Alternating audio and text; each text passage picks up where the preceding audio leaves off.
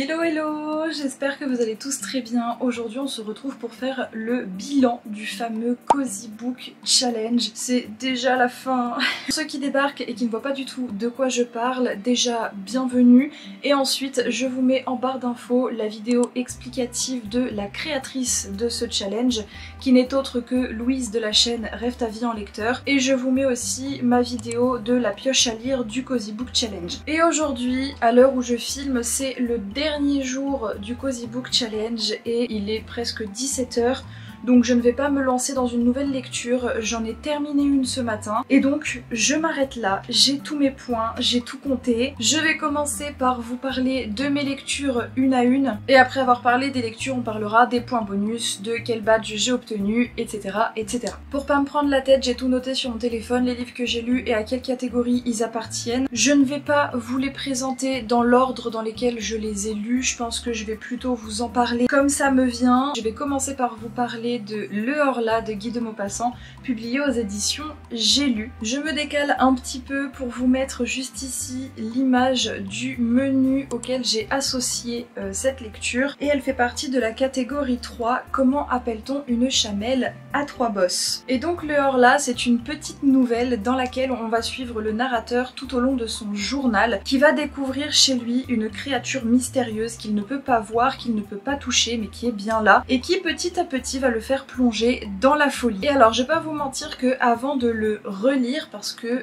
je l'ai déjà lu au collège ou au lycée, je sais plus exactement, j'étais un petit peu sceptique parce que je me souvenais que à l'époque où je l'avais lu, j'avais plutôt bien aimé, mais j'avais pas spécialement de souvenir de la plume, de l'histoire en elle-même. Et finalement j'ai été agréablement surprise parce que c'est une lecture qui m'a fait beaucoup de bien. Je lui ai mis 3 étoiles sur 5 parce que c'est pas une lecture non plus que j'ai adoré. Disons que c'est une lecture qui passe bien, qui sur le moment m'a fait du bien parce que c'est une autre plume, c'est beaucoup plus soutenu, c'est bien différent de ce que je peux lire d'habitude. Et du coup j'ai vraiment trouvé le récit et la plume beaucoup plus douce en comparaison avec l'histoire. Mais voilà, tout ça pour dire que cette lecture m'a fait beaucoup de bien. Je vais me redécaler un petit peu pour vous mettre ici l'image du prochain livre, car je ne l'ai pas en format papier. Et donc pour continuer sur les nouvelles, j'ai lu Rire d'ombre de Lucie Laplanche, publié aux éditions L'écharpe d'Iris.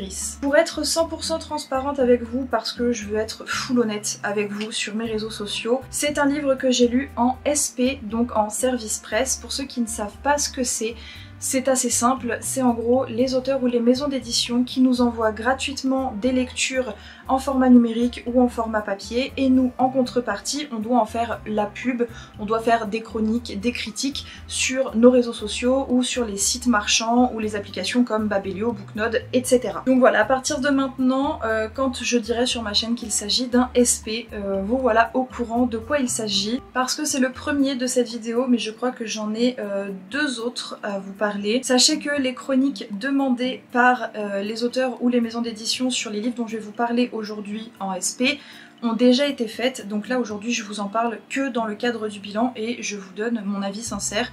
D'ailleurs, pour chaque lecture, que ce soit une lecture personnelle ou même un service presse, je vous donnerai toujours mon avis sincère, que ça plaise ou non, toujours dans le respect de l'œuvre évidemment, mais si c'est une lecture que je n'ai pas aimée, je vais vous dire que je l'ai pas aimée et je vais vous dire pourquoi. Bref, parenthèse fermée, j'ai placé ce livre dans le menu 2, dans la catégorie 4, choses sérieuses. Et donc ce livre est un recueil de nouvelles sombres avec une petite touche d'humour de la part de l'autrice, et j'ai trouvé ce recueil de nouvelles juste génial. D'habitude c'est pas du tout mon style de lecture, j'en ai quelques-unes comme vous avez pu le voir avec Le Horla par exemple, mais pour le coup là avec celui-là j'ai été vraiment agréablement surprise parce que j'étais un petit peu sceptique au début. Ça m'avait un petit peu intéressée dans le speech qu'on m'avait fait quand on me l'a proposé, mais je restais un petit peu sur mes gardes quand même parce que je me disais bon, recueil de nouvelles, il y a des chances que ça me plaise pas trop, tout dépend de comment c'est tourné, de la plume, etc. Et finalement j'ai trouvé ça génial, j'ai vraiment été ultra surprise. Ce recueil de nouvelles n'est clairement pas pour tout le monde, il y a des trigger warnings, attention. Il y a d'ailleurs des nouvelles qui pour le coup m'ont beaucoup beaucoup ému, m'ont beaucoup touchée. Il y en a une qui m'a même fait pleurer. Et du coup ce recueil de nouvelles, je lui ai quand même mis 4 étoiles sur 5 parce que j'ai beaucoup aimé. La prochaine lecture, pour ceux qui ont vu mes 2 vlogs sur le Cozy Book Challenge, vous connaissez déjà mon avis sur ce roman. Et il s'agit du tome 1 de Autre Monde de Maxime Chatham, publié aux éditions Albin Michel, que j'ai calé dans le menu 3, catégorie 3, les adeptes du culte. Dans ce roman post-apocalyptique, on va suivre Matt et Tobias, qui sont 2 amis qui vivent à New York. Sauf qu'un soir, un blizzard monstrueux va s'abattre sur la ville et la plonger dans le noir. Ce blizzard n'est pas venu seul puisqu'il est venu accompagné d'étranges éclairs bleus qui ont l'air de vouloir vider la ville. Et le lendemain, quand nos 2 jeunes adolescents se réveillent, il n'y a plus aucun adulte et ils vont devoir survivre dans un monde peuplé de créatures mystérieuses et monstrueuses. Ce livre-là, c'est un livre qui m'a été offert à Noël par une tata qui a déjà lu la saga apparemment et qui l'a adoré. Et je vous avoue que au tout début, avant de le lire, j'étais un peu sceptique parce que ma dernière lecture post-apocalyptique était catastrophique. Je l'avais détesté, je l'ai même DNF. Bref, on n'est pas là pour parler de ce livre-là, mais du coup, j'avais du mal.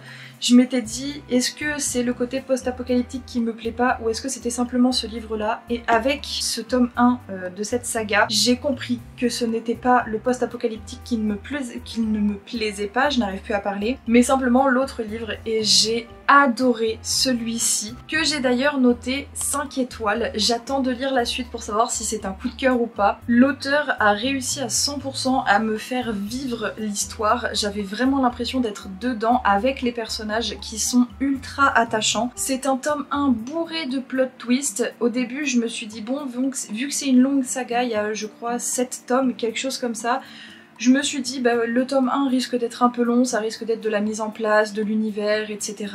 Et malgré que oui, il y ait de la mise en place, tout ça parce que c'est obligatoire, il nous faut bien de la mise en place sur les éléments, l'univers, les personnages et tout plein d'autres trucs, mais malgré tout il y a de l'action auquel parfois je ne m'y attendais pas. Il y a des choses auxquelles je m'y attendais effectivement, mais il y a des choses vraiment je m'y attendais pas du tout. Et j'ai vraiment hâte de lire la suite à tel point que je crois que le lendemain ou le surlendemain, bref après l'avoir lu, j'ai été, je sais pas si vous le voyez là, il est quelque part par là je crois, j'ai été direct acheter le tome 2. Je ne l'ai pas encore lu mais ça ne saurait tarder. On change complètement de style avec ce webtoon qui est Solo Leveling de Chugong, publié aux éditions Delcourt. Et je l'ai d'ailleurs placé dans le menu 2, catégorie 3, Vive les bulles. Dans ce webtoon on va suivre Jinwoo qui vit dans un monde où des portails se sont mis mystérieusement à apparaître un peu partout. Des portails qui renferment des donjons avec des créatures, et c'est là que sont arrivés les fameux chasseurs qui ont développé des capacités pour pouvoir battre ces monstres. Et Jinwoo en fait partie, sauf que c'est le chasseur le plus bas de toutes les catégories, il est vraiment nul et il va se retrouver malencontreusement dans un donjon d'un rang beaucoup trop élevé pour lui. Je lui ai mis 4 étoiles sur 5 parce que j'avais déjà vu quelques épisodes je crois de l'adaptation en animé que j'avais bien aimé et j'avais un petit peu peur d'être déçue en lisant le format papier, et finalement je crois que je préfère même le format papier. Ce qui est chouette avec les webtoons, c'est que c'est en couleur et les illustrations et la palette de couleurs sont incroyables. Donc je pense que je vais plutôt le continuer en format papier celui-ci. Pour rester un petit peu dans le même thème, j'ai lu le tome 1 et 2 du manga Les Carnets de l'apothicaire de Natsu Hyuga, publié aux éditions Kiyun. J'ai placé le tome 1 dans le menu de catégorie 2, un milkshake bubblegum s'il vous plaît. Et j'ai calé le tome 2 dans le menu 4, catégorie 3, Amis du peuple. Dans ce manga, on va suivre Mao Mao, une jeune fille de 17 ans qui a été formée par un apothicaire, sauf qu'un jour elle va être enlevée et vendue à la cour du palais impérial. Malgré ses talents d'apothicaire et pour la lecture, elle va essayer de se faire le plus discrète possible, sauf qu'un malheur va s'abattre à la cour, les princes nouveau-nés vont se mettre à décéder les uns après les autres. Elle ne va pas pouvoir s'empêcher de découvrir ce qu'il se passe, sauf qu'elle va être découverte par Jinshi qui est un haut fonctionnaire et grâce à lui elle va être promue pour ses talents et va donc devenir la goûteuse personnelle d'une des préférées de l'empereur. Encore une fois, les illustrations sont super jolies et j'ai beaucoup aimé ces 2 premiers tomes, j'ai vraiment trop envie de lire la suite et je leur ai mis 5 étoiles à tous les 2 parce que je les ai beaucoup aimés. On n'est pas sur un coup de cœur non plus, en tout cas pour l'instant, tant que je n'ai pas fini la saga je ne sais pas. Mais tout ce que je peux dire c'est que je sais que je les ai adorés pour la bonne et simple raison, c'est que de base pour les mangas c'est très rare que je me rappelle de l'histoire, que j'ai des flashs etc. Malgré les images, il y en a très peu qui me restent dans la tête et là celui-ci je pense que quelques jours après l'avoir lu j'en avais encore des souvenirs et à chaque fois je me disais oh là là mais comment ça va se passer pour la suite et tout. En gros ce manga me reste en tête. Je me décale pour le prochain car encore une fois il s'agit d'un SP que j'ai eu en numérique et il s'agit donc de Gaspard, 10 ans, voyageur du temps de Vincent Chevalier qui a été auto-édité. Celui-ci je l'ai mis dans le menu 4, catégorie 4, prends garde au Jabberwocky. Et alors cette lecture, pour tout vous dire, au début j'étais hypée de ouf par la lecture parce que c'est un livre pour enfants d'une petite 60aine de pages qui est de base destiné à un public entre 6 et 10 ans. Et en gros dans ce petit livre on va suivre Gaspard qui le jour de son anniversaire se voit offrir par sa grand-mère une montre qui a appartenu à son grand-père qui était un grand aventurier et apparemment cette montre aurait le pouvoir de le faire voyager dans le temps et donc il va vivre tout plein de choses dans le monde des dinosaures, il va rencontrer tout plein de gens qui sont connus pour leur talent, il va visiter des lieux etc. Et c'est à la base une idée que j'ai trouvée géniale, ça me paraissait être quelque chose de mignon et en même temps très éducatif pour les enfants. Je m'étais dit que peut-être que même moi je pourrais en apprendre plus et étant enceinte j'y suis même allée en me disant bah c'est cool si je l'aime bien peut-être que je l'achèterai pour ma fille plus tard etc. Et finalement ça a été très décevant. Je lui ai quand même mis 3 étoiles sur 5 parce que il y a un effort de fait dans l'écriture, dans l'idée, etc. Mais il y a beaucoup de choses à revoir. La première chose qui est à revoir selon moi et la plus horrible, c'est les images, les illustrations du livre, que ce soit la première page de couverture ou toutes les autres. Tout est fait à l'IA, donc à l'intelligence artificielle, et franchement ça se voit dès le premier coup d'œil et c'est immonde. Je suis désolée mais c'est vraiment pas joli, c'est dommage, ça a pas d'âme, il n'y a pas de profondeur. Ça peut être ok en attendant mais sur le long terme c'est quelque chose qu'il va falloir revoir parce que je trouve que ça, encore une fois je me répète, mais ça ne donne pas d'âme au livre. Et dans l'écriture c'est pareil, c'est très enfantin, c'est normal, c'est mignon, on s'attache un petit peu au personnage principal mais je trouve que ça va un petit peu trop vite. En fait dans un livre il va passer par plein d'endroits différents alors que on pourrait le faire passer par 1, 2, 3 endroits grand maximum et s'étaler sur ces endroits-là, donner de la profondeur, donner plus de détails sur les événements, sur les personnes. On pourrait en apprendre plus, ça pourrait être encore plus approfondi et encore plus éducatif, sachant que c'est pour les 6-10 ans et franchement à cet âge-là on est en âge de comprendre, surtout à 10 ans, et donc je trouve que ça manque de longueur, ça manque de profondeur, ça manque de pas mal de choses et c'est dommage parce que l'idée de départ est géniale. Pour remonter beaucoup la note, j'ai lu la duologie Atalante de Cassandre Lambert publiée j'arrive plus à parler, publiée aux éditions Didier Jeunesse et juste regardez-moi ces beautés, ils sont magnifique. Et donc à la base j'ai lu le tome 1 pour le menu 3 catégorie 1 communauté de fidèles et c'était d'ailleurs une lecture commune qui se passait donc sur le Discord de Louise de la chaîne Rêve ta vie en lecteur, la créatrice du Cozy Book Challenge, et j'ai tellement adoré le tome 1 que mon chéri m'a offert le tome 2 que j'ai réussi à caler de suite dans le menu 1 catégorie 4 patoune glacée. Et donc dans cette duologie on va suivre Atalante qui est abandonnée à sa naissance. De ce fait, elle a été bénie par des dieux. Elle est ensuite recueillie par une maman ours et élevée par 2 chasseurs par la suite. Son plus grand rêve est de rejoindre le clan des Amazones et pour ça elle va suivre une formation avec nul autre que Chiron, le centaure faiseur de héros. Cependant, en même temps qu'elle, il va former Asclépios qui est l'agaçant fils d'Apollon. Sauf que dans la prophétie d'Atalante, elle ne doit jamais tomber amoureuse parce que c'est ce qui causerait sa perte. Voilà ce qu'on nous dit en gros de cette duologie. Et sans vous mentir, à la base, sur le Discord, Louise a fait un sondage et on devait choisir entre 3 livres différents pour la lecture commune et c'était celui qui m'interpellait le moins. J'avais voté pour un autre et au pire je m'étais dit j'espère juste que ce sera pas celui-là, je veux que ce soit un des deux autres mais pas lui. Et finalement je suis pas du tout déçue que ce soit lui qui soit tombé, c'est le coup du destin. J'ai accroché dès les premières pages. Les personnages sont ultra attachants, d'ailleurs on en retrouve dans le tome 2 qui est encore mieux que le tome 1 parce que comme je vous disais, le tome 1 d'ailleurs je l'ai lu dans un vlog Cozy Book Challenge et dans ce vlog je vous disais que je l'avais adoré mais qu'il y avait quelques passages qui étaient un petit peu rapides à mon goût, les événements s'enchaînaient trop vite, on passait pas assez de temps dessus, c'était comme si tout était un peu trop facile et je trouvais que ça manquait un peu de profondeur, mais franchement le tome 2 rattrape complètement ce coup là et c'est ce qui a fait que pour moi cette duologie au complet est un coup de cœur parce qu'il manquait juste ça au premier pour que ce soit un coup de cœur et donc le fait que je le trouve dans le tome 2 et que le tome 2 soit encore mieux que ce premier tome, d'ailleurs j'ai un petit peu pleuré à la fin et je vous disais également, je vais vous le redire, mais que j'avais peur d'être un peu perdue avec la mythologie grecque parce que c'est un sujet sur lequel j'étais pas du tout ouverte, dans le sens où je me suis jamais vraiment renseignée, c'était pas un truc qui m'intéressait et donc j'avais de ce fait peur d'être complètement perdue et finalement c'est super simple à comprendre, tout nous est expliqué. Et ça m'a même donné envie de me renseigner encore plus sur la mythologie grecque, voire de lire encore plus de livres dessus. En plus de la thématique féministe, parce que Atalante est une héroïne, alors qu'à la base ce rôle est prévu que pour les hommes. Et encore une fois, il faut juste que je vous le dise, mais le point bémol de l'objet livre, c'est les dorures que vous avez un peu partout, devant, au dos, derrière, etc.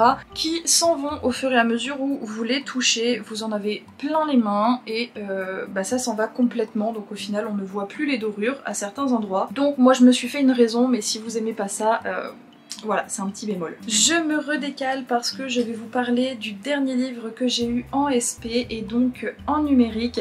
Et il s'agit de Sam de Célia Barrère, publié aux éditions Marathon, que j'ai calé dans le menu 1, catégorie 2, ça s'appelle Une arnaque trésor. Dans ce roman policier slash thriller, on va suivre deux sœurs, Aliénor et Mathilde, qui vont un jour recevoir une lettre de la mairie de Vabre qui va stipuler qu'elles sont propriétaires d'un terrain là-bas, sauf qu'elles n'en ont jamais entendu parler et elles vont être invitées à se rendre sur place. Mathilde étant enceinte, Aliénor va devoir s'y rendre toute seule et arriver là-bas, elle va découvrir que c'est un terrain qui appartenait à ses grands-parents, sauf que la seule chose dont elle se rappelle de sa grand-mère, c'est que selon elle, c'était une personne très froide, alors que les habitants de Vabre, eux, s'en souviennent comme une personne très chaleureuse, très généreuse et une grande résistante de la Seconde Guerre mondiale. Et nouvelle stupéfaction quand elle va se rendre sur le terrain pour voir ce que c'est et qu'elle va y découvrir un cadavre dessus.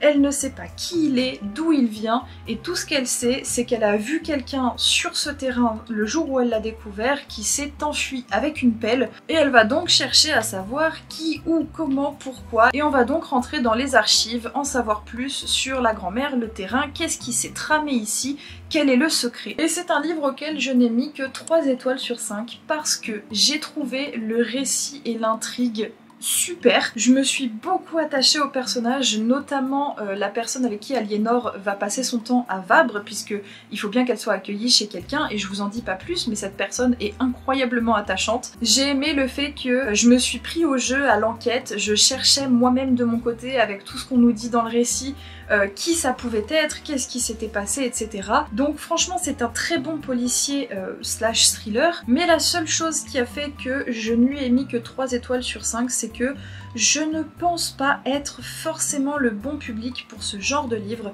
car il est, je trouve, dans la plume, vachement contemplatif, c'est assez long et quelquefois un petit peu maladroit, mais c'est surtout que on va suivre Aliénor dans ses moindres pensées, dans ses moindres faits et gestes. Il y a des choses qui au début on comprend pas trop, et sans vous mentir, il y a carrément des bouts de paragraphes où je déphasais complet, je ne comprenais même plus ce que je lisais et j'étais du coup obligée de revenir sur ce que je lisais pour comprendre et continuer. Donc j'ai mis un petit peu de temps à le lire et finalement plus les chapitres avançaient, plus je me prenais au jeu. Alors il faut savoir que Sam est le tome 2 d'une duologie. Le premier tome c'est Dame, je vous mets la couverture juste ici.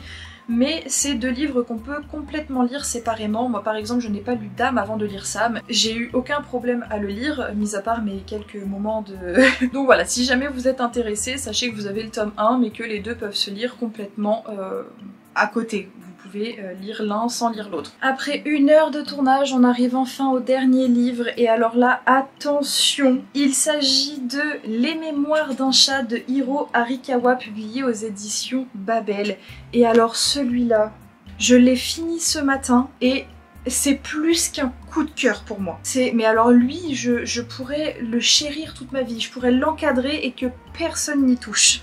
C'est pas souvent que j'ai un énorme coup de cœur comme ça pour un livre, mais alors celui-là, celui-ci, je l'ai calé dans le menu 3, catégorie 4, la couronne rouge. Dans ce roman, on va suivre un chat de gouttière qui vit à la base dans le parking d'un immeuble, sauf qu'un jour il va se faire renverser par une voiture et va donc être contraint d'habiter avec Satoru le temps de se rétablir. Lui qui à la base ne troquerait sa vie de chat de gouttière pour rien au monde, va finalement passer 5 ans de sa vie avec Satoru jusqu'au jour où malheureusement un événement va faire que Satoru va devoir se séparer de son chat qu'il a finalement appelé Nana. Et ils vont donc tous les deux entreprendre un voyage en rencontrant les amis de Satoru pour savoir lequel va bien pouvoir recueillir ce chat. Et alors, pour être honnête, celui-ci, je regardais à la base dans ma pioche à lire ce qui me restait à lire pour le Cozy Book Challenge et je voulais quelque chose d'un peu rapide parce qu'il me restait que quelques jours et j'hésitais entre Ashes Falling for the Sky et celui-ci. Et je me suis dit, bon, vu que j'hésite,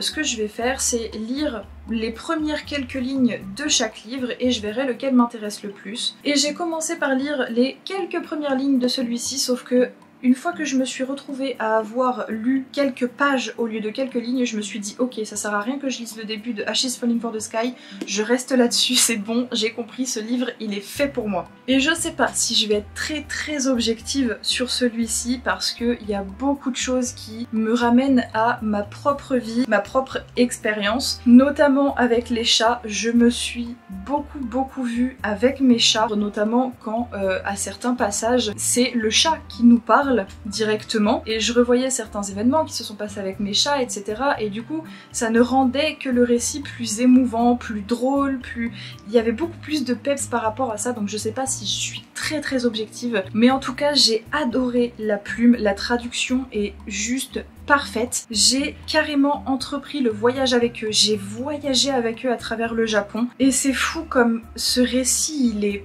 prenant, il est bouleversant, il est émouvant. Il y a des passages où j'ai ri à gorge déployée et d'autres où j'ai pleuré à chaudes larmes. Et ça c'est pareil, de base je suis quelqu'un de sensible, je pleure pour rien, mais pour les livres, il est ok.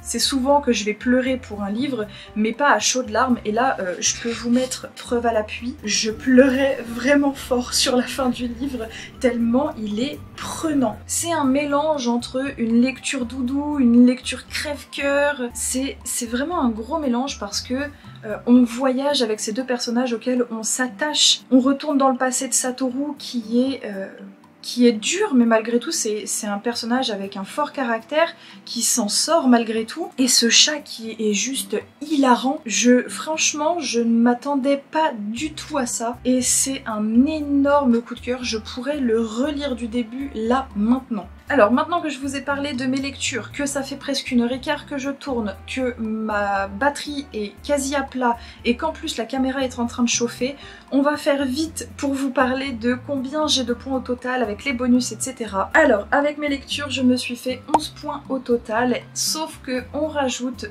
2 points bonus car avec mon chéri on a regardé Zootopie qui fait partie du menu Disney, donc ça me rajoute 1 point. Et j'ai également regardé le premier épisode de la série Heartstopper qui est donc du coup dans le menu 2 je crois, série, et donc ça me rajoute 1 point supplémentaire, donc on est à un total de 13 points. J'obtiens donc le badge renard. Alors si vous vous souvenez bien, dans ma vidéo pioche à lire je vous avais dit que je visais le badge dragon ou le badge chat. Résultat, je me suis retrouvée avec un entre deux, mais je vous avoue que je suis un tout tout petit peu déçue de pas avoir atteint le badge dragon. Bon bah finalement ma caméra s'est éteinte avant que je n'ai le temps de finir, donc si le plan a un peu changé c'est normal, mais bref, j'espère que je ferai mieux l'année prochaine et que j'obtiendrai ce fameux badge dragon, en espérant que ça reste un badge dragon. Mais je suis déjà très fière de moi pour cette année, j'ai découvert plein de lectures, des déceptions autant que des énormes coups de cœur. C'était mon premier challenge et j'ai trouvé ça trop génial, donc je pense que j'en referai d'autres. En attendant, je vous dis à vendredi prochain pour une nouvelle vidéo et je vous fais des gros bisous.